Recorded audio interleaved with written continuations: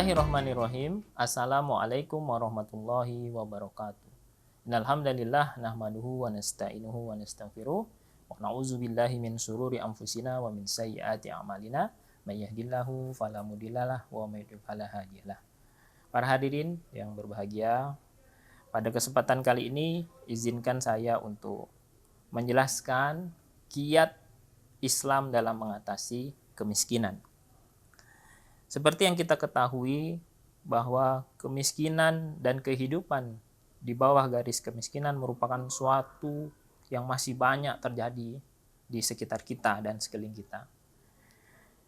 Yang satu berhasil mengatasi kemiskinan, muncul lagi penduduk fakir dan miskin yang baru dengan sebab-sebab tertentu.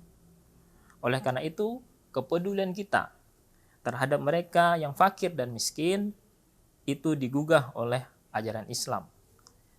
Islam menekankan kita untuk dapat mengatasi kemiskinan.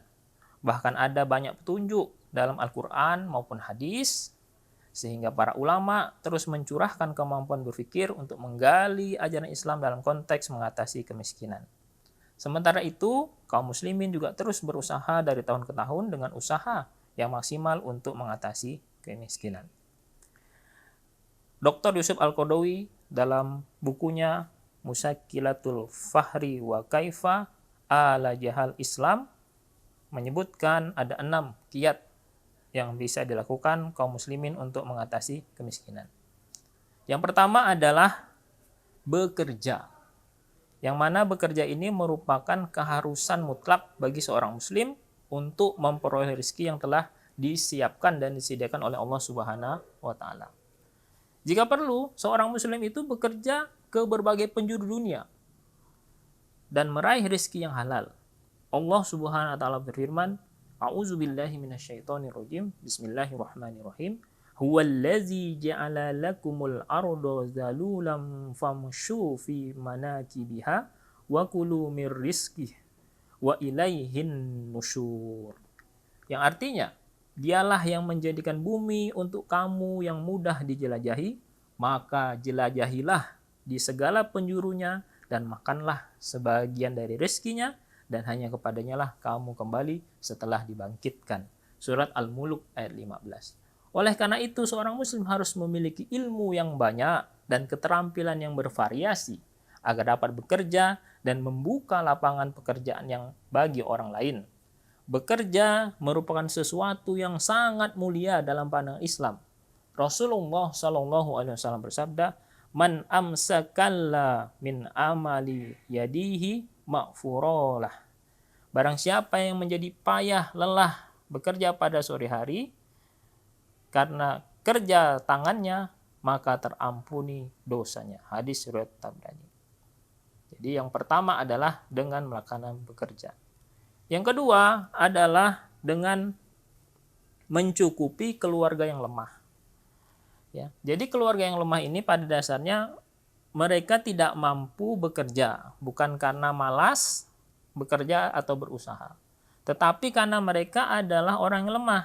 Ya, contohnya seperti janda yang ditinggal mati suaminya tanpa ditinggalkan harta yang cukup, anak-anak yatim yang masih kecil, yang belum mandiri, dan orang-orang yang sudah lanjut usia, atau orang-orang yang berpenyakit menahun, orang-orang yang cacat, dan sebagainya. Nah, disinilah seharusnya keharusan dari anggota keluarga yang lain untuk mencukupi kebutuhan anggota keluarganya yang lemah. Hal ini sebagaimana dalam firman Allah Subhanahu wa taala yang artinya, dan berikanlah haknya kepada kerabat dekat, juga kepada orang miskin dan orang yang dalam perjalanan. Dan janganlah kamu menghambur-hamburkan hartamu secara boros. Sesungguhnya orang-orang yang pemboros itu adalah saudaranya setan, dan setan itu sangat ingkar kepada Tuhannya. Surat Al-Isra ayat 26-27. Upaya yang ketiga untuk mengatasi kemiskinan adalah dengan menunaikan kewajiban zakat. Apalagi zakat merupakan kewajiban yang berkedudukannya sama dengan kewajiban sholat. Dalam banyak ayat dan hadis diperintahkan sholat dirangkai dengan perintah zakat, yang berarti seorang muslim tidak sempurna keislamannya tanpa menunaikan keduanya. Di antaranya ada ayat Allah dalam surah Al-Baqarah ayat 43, wa aqimus sholata wa atuz zakata warka'u ma'arraki'in. Dan laksanakanlah sholat, dan tunaikanlah zakat, dan rukuklah berserta orang-orang yang rukuk. Upaya yang keempat untuk mengatasi kemiskinan adalah melalui dana bantuan pembenahan Islam yang diperoleh dari berbagai sumber, yang diperoleh dari Baitul Mal. Karena itu, kekayaan umum pada suatu negara harus diarahkan untuk mengatasi kemiskinan. Lembaga tersebut tidak boleh dikuasai oleh satu atau sekelompok orang untuk kepentingan mereka.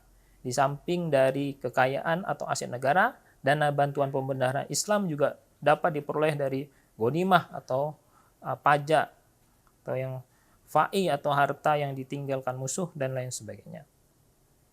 Yang kelima adalah dengan memenuhi hak-hak selain zakat yang harus diperoleh seorang muslim dari muslim lainnya. Hak ini dapat diperoleh misalnya dari tetangga yang mampu, orang yang beriman yang dianggap tidak beriman apabila dia kenyang sementara tetangganya lapar. Hal lainnya adalah seperti kurban untuk fakir miskin, kafarat dari seseorang muslim yang melanggar sumpah, fidyah, hadiah, dan sebagainya. Dan yang terakhir untuk mengatasi kemiskinan adalah sedekah sukarela dan kebajikan individu. Ini merupakan rangsangan yang diberikan oleh Allah Subhanahu wa taala kepada kaum muslimin yang memiliki kemampuan untuk mengorbankan hartanya melebihi kewajiban yang harus ditunaikannya. Mudah-mudahan 6 kiat untuk mengatasi kemiskinan ini dapat kita laksanakan dan kita juga menjadi penggeraknya untuk mengambil bagian dari penuntasan kemiskinan ini. Itu saja yang dapat kami sampaikan. Selamat berbuka puasa. Bila taufiq wal hidayah. Wassalamualaikum warahmatullahi wabarakatuh.